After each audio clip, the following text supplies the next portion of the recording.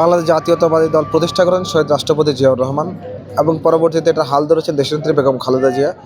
শহীদ রাষ্ট্রপতি জিয়াউর রহমান স্বনির্ভর বাংলাদেশ গড়েছেন, দেশনেত্রী বেগম খালেদা জিয়া যখন হাল ধরেছেন তখন স্বনির্ভর ও আধুনিক বাংলাদেশ গড়েছেন। এখন বিএনপির চেয়ারম্যান জনাব তারেক রহমান আবার বিএনপির হাল ধরেছেন এবং উনি সমৃদ্ধ বাংলাদেশ গঠনের ঘোষণা দিয়েছিলেন এবং 31 দফা প্রণয়ন করেছেন। তার মধ্যে 9টি বিশেষ পরিকল্পনার কথাগুলো কিন্তু নির্বাচন ইশতেহার অন্তর্ভুক্ত করেছেন। সুতরাং বিএনপির চেয়ারম্যান জনাব তারেক রহমান তার বাবা শহীদ রাষ্ট্রপতি জিয়াউর রহমান দেশনেত্রী বেগম খালেদা জিয়ার পথে হাঁটবেন এবং ইনশাআল্লাহ ওনার যেই পরিকল্পনাগুলো এগুলো হবে যুগোপযোগী এবং ওনার ইনশাআল্লাহ আমরা রাষ্ট্র পরিচালনার দায়িত্বভার গ্রহণ করতে যাচ্ছে জনাব তারেক রহমান। উনি যখন রাষ্ট্র পরিচালনার দায়িত্ব গ্রহণ করবেন তখন কিন্তু আপনি যেই মানুষকে দেওয়া যেই কথাগুলো, যে কমিটমেন্টগুলো, মানুষকে যেই উন্নত জীবন স্ট্যান্ডার্ড অফ লিভিংয়ের যে ব্যবস্থা করা, আপনার শিক্ষাক্ষেত্রে, আপনার অন্ন বস্ত্র বাসস্থান সকল মৌলিক ক্ষেত্রে উনি যেই পরিকল্পনাগুলোর কথা বলেছেন ইনশাআল্লাহ সবগুলোই উনি অক্ষরে অক্ষরে পালন করবেন।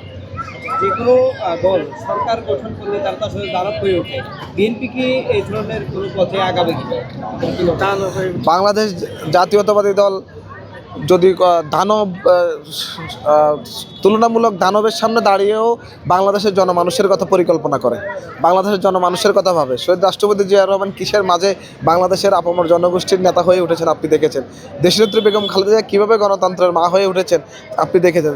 ঠিক তেমনি জনাব তারেক রহমান দীর্ঘ 17 বছর নির্বাসনে থাকার পরেও উনি যেই দেশের প্রতি যেই ভালোবাসা, যেই সম্মান দেখাচ্ছেন এবং আগামীর বাংলাদেশ বিনির্মাণে ওনার যেই ভূমিকা থাকবে সেখানে কারো কোনো বল প্রয়োগ দ্বারা কোনোভাবেই ওনার পথ থেকে বিচ্যুত করার কোনো সুযোগই নাই। কারণ বাংলাদেশ জাতীয়তাবাদী দল রাষ্ট্রপতি জিয়াউর রহমান দেশনেত্রী বেগম খালেদার সন্তান জনাব তারেক রহমান পরিচালনা করছেন এবং উনি বলেছেন, ঘোষণা দিয়েছেন, দিল্লি নয়, পিন্ডি নয়, সবার আগে বাংলাদেশ। তো সকল কিছুর আগে উনি বাংলাদেশকেই গুরুত্ব দিচ্ছেন এবং সকল কিছুর আগে সবার আগে উনি বাংলাদেশ বলছেন। সো এখানে কোনো বল প্রয়োগ, কোনো আধিপত্যবাদ কেউ ওনার উপরে কোনো ধরনের কোনো প্রভাব বিস্তার করতে পারবে না ইনশাল্লাহ।